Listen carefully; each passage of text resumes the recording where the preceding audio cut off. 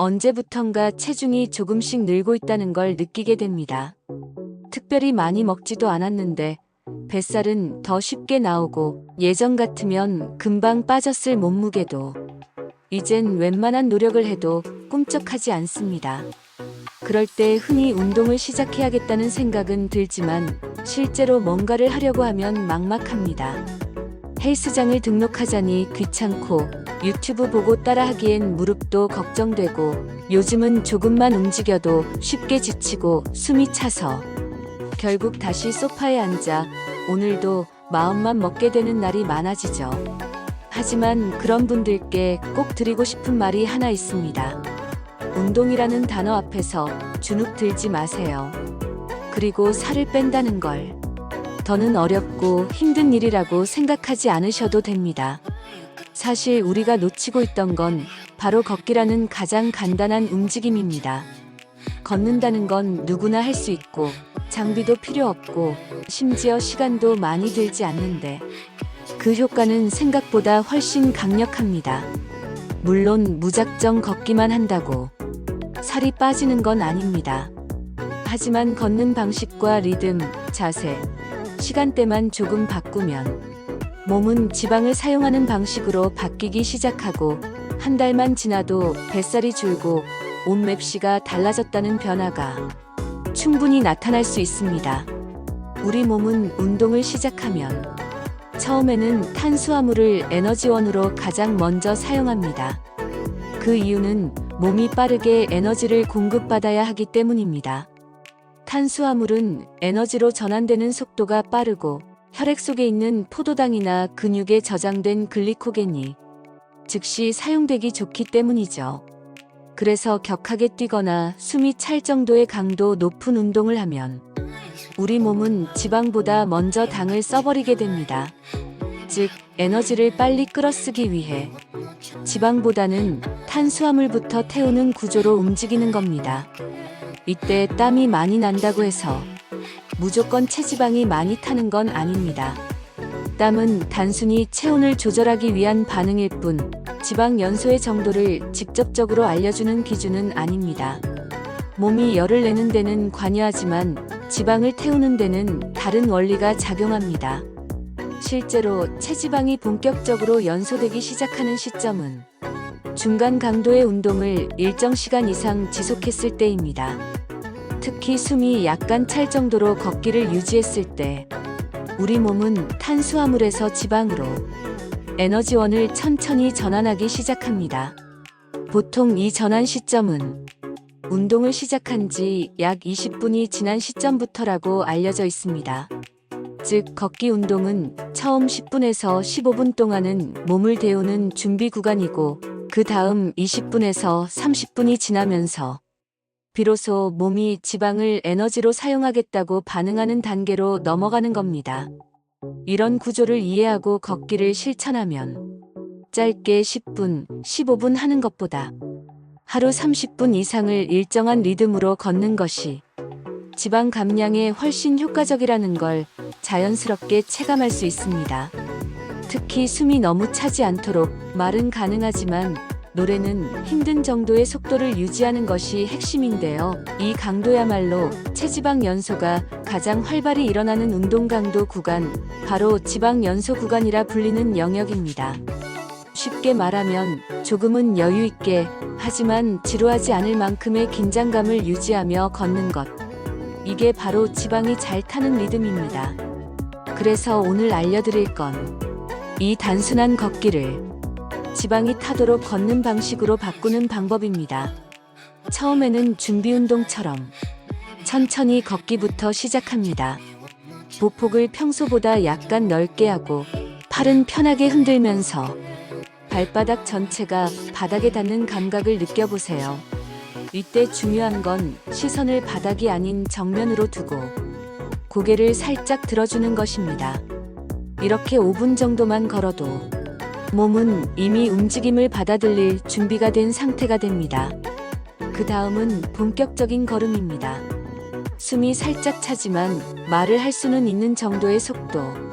노래를 부르긴 힘들지만 대화는 가능한 수준의 강도에서 리듬을 유지하며 20분 정도 걷습니다.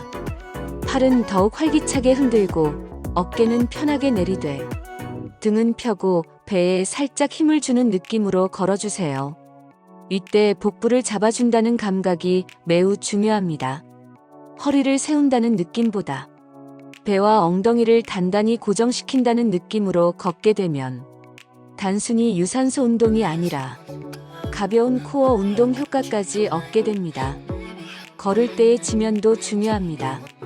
아스팔트처럼 단단한 길보다는 쿠션감이 있는 공원 산책로나 실내 같은 관절에 부담을 덜 주는 길이 좋습니다. 특히 무릎이 약한 분들은 신발의 쿠션감도 꼭 확인하시고 발 뒤꿈치부터 자연스럽게 닿는 걸음걸이를 유지해주세요. 마지막은 마무리 구간입니다. 속도를 조금씩 줄이고 호흡을 고르며 걷는 것 자체보다 내 몸의 반응을 느끼는 시간으로 바꿔주세요. 예를 들어 숨이 고르게 쉬어지는지, 다리의 긴장이 서서히 풀리는지, 손끝이나 볼에 맺힌 땀이 차갑게 식는지, 이런 작은 감각에 집중해보는 것만으로도 몸이 다시 안정되고 그날의 운동이 훨씬 더 의미 있게 정리됩니다. 이렇게 하루 30분만 걷더라도 몸은 분명히 바뀝니다. 실제로 이런 루틴을 꾸준히 실천하신 분들 중에는 한 달 만에 체중 2에서 3kg 정도 빠지고 배둘레가 눈에 띄게 줄었다는 분들이 많습니다. 그 변화는 숫자보다 더 큰 만족을 줍니다. 옷이 헐렁해지고 계단을 오르내릴 때 무릎이 덜 아프고 식사 후 더부룩함이 줄고 밤에 잠드는 속도가 빨라지고 아침에 몸이 한결 가벼워졌다는 이야기들. 이건 단지 운동 효과만은 아닙니다. 걷는 동안 우리 몸에서는 단순히 발만 움직이는 것이 아니라 몸속 여러 시스템이 조용히 그러나 활발하게 움직이기 시작합니다. 림프 순환이 활발해지면서 체내 노폐물과 염증 유발 물질이 정리되고 혈액은 부드럽게 흐르며 세포 하나하나에 산소가 고르게 전달됩니다. 이 과정은 단지 몸을 움직인다는 수준을 넘어서 세포 자체가 깨어나는 시간이라 할 수 있습니다. 호흡도 바뀝니다. 억지로 숨을 몰아쉬는 게 아니라 걸음에 맞춰 차분하고 깊은 호흡이 이어지면서 몸속 산소 공급은 늘고 스트레스 호르몬으로 알려진 코르티솔은 자연스럽게 줄어듭니다. 심박수는 안정적으로 조절되고 기초 대사율은 서서히 올라가며 몸이 기본적으로 에너지를 잘 쓰는 상태로 전환됩니다. 무엇보다 걷는 동안엔 머릿속이 맑아집니다. 그날 하루 쌓였던 복잡한 생각들이 걸음에 묻혀 조용히 흘러가고 누구와도 말하지 않아도 마음이 조금씩 정리됩니다. 사실 걷는 동안 우리 뇌에서는 세로토닌, 도파민, 엔도르핀 같은 기분을 안정시키고 활력을 높여주는 신경 전달 물질들이 분비됩니다. 이건 단순한 기분 전환이 아니라 정서 회복이 실제로 일어나는 생리적 변화입니다. 이걸 매일 반복하다 보면 몸이 건강해지는 것뿐 아니라 나는 나를 위해 움직이고 있다는 내면의 감각이 쌓입니다. 그 감각은 점점 자존감으로 바뀌고 다른 어떤 외부의 보상보다 내 몸 안에서 오는 안정감으로 연결됩니다. 처음엔 살을 빼고 싶어서 걷기 시작했지만 어느 순간부터는 그 시간이 몸을 위한 시간이기도 하고 마음을 정돈하는 시간으로도 바뀌게 됩니다. 어제는 버겁기만 했던 30분이 오늘은 기다려지는 시간이 되고 내일은 더 잘 걸을 수 있을 것 같다는 기대감으로 하루를 시작하게 됩니다. 걷기란 몸이 좋아지는 습관이면서 내 삶이 조용히 정리되는 루틴이기도 합니다. 지금 이 순간부터 하루에 30분 따로 시간을 내지 않아도 괜찮습니다. TV 보기 전, 장 보러 가는 길, 점심 먹고 산책하는 시간. 그저 목표 의식을 갖고 걷는 것만으로도 운동이 되고 변화가 시작됩니다. 어렵게 시작하지 마세요. 달리지 않아도 괜찮습니다. 헉헉거리지 않아도 괜찮습니다. 내 몸과 내 숨이 편안한 걸음, 그게 바로 지금 이 순간 가장 필요한 운동입니다. 오늘 영상이 도움이 되셨다면 구독과 저장으로 걷기의 힘 함께 나눠주세요. 함께 걸을 누군가에게 이 영상을 공유해 주시는 것도 작은 응원이 될 수 있습니다. 여러분의 몸은 매일 걸을수록 조용히 바뀌기 시작합니다.